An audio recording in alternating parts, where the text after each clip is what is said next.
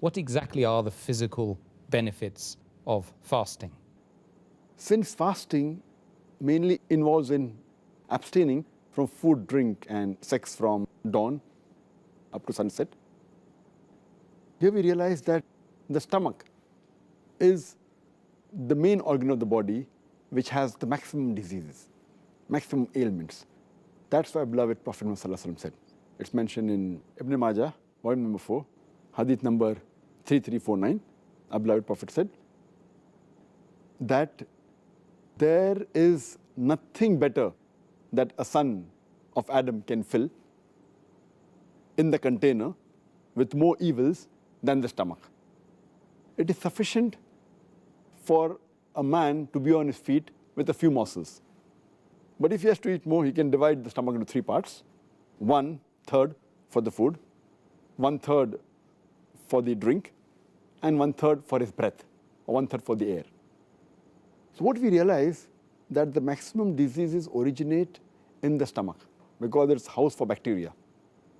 And the food that we eat, it enters the stomach. From the stomach, it gets digested, goes into the intestinal tract. Then the food nutrients enter the bloodstream and then goes to almost all the different organs of the body. And we realize that the stomach is working continuously throughout the life. It never gets any rest. When we fast, this stomach, which is a very delicate organ, though it's very delicate, it is a very complicated organ. It's delicate, at the same time, it's very important. It keeps on working throughout the day. This organ, while we fast, when no food enters for several hours, it gets rest. And the toxins that are there in the body, they are removed, they are purged out. So fasting is a very good way that physically it's beneficial for the body, it removes all the toxins, and it helps in various diseases. What about the psychological impacts upon the human psyche regarding fasting? I think that's very important. As far as the psychological dimension is concerned, fasting helps in patience, forbearance, and perseverance. It helps a person to increase his self-control, his self-worth. It helps him to increase the self-reflexivity. Also, the self-training and discipline is improved. The main psychological benefit of fasting is the increase in patience and perseverance. And it can make a person who says, I cannot do, it can make him say, I can do. And fasting helps in the conditioning of the heart, body, mind, and soul. It improves the overall dimension of the human being. And fasting is a sort of training. It even helps in behavioral change. And changing a behavior is very difficult. A person who's used to a particular behavior, to change a person's behavior is very difficult. It is, as we say, that the best type of jihad is jihad fi nafs.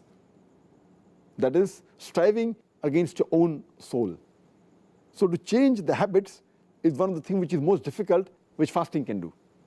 And since jihad, that is going in the battlefield, is of utmost importance and required, if you cannot do jihad, if you cannot strive against your own soul, how can you strive against the enemy?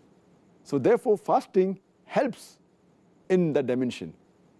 That's the reason fasting was made fard before jihad.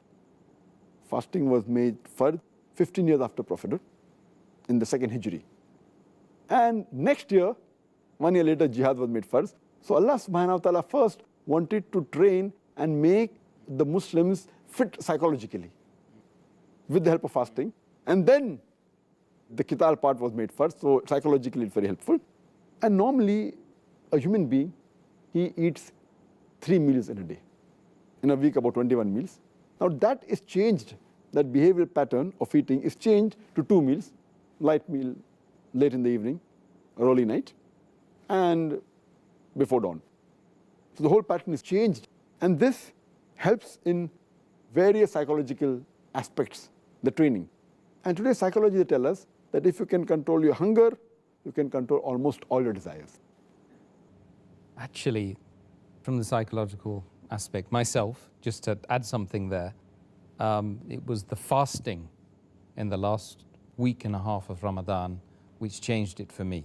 It changed my mind totally. Alhamdulillah. And that's what actually led me to taking the Shahada. Alhamdulillah.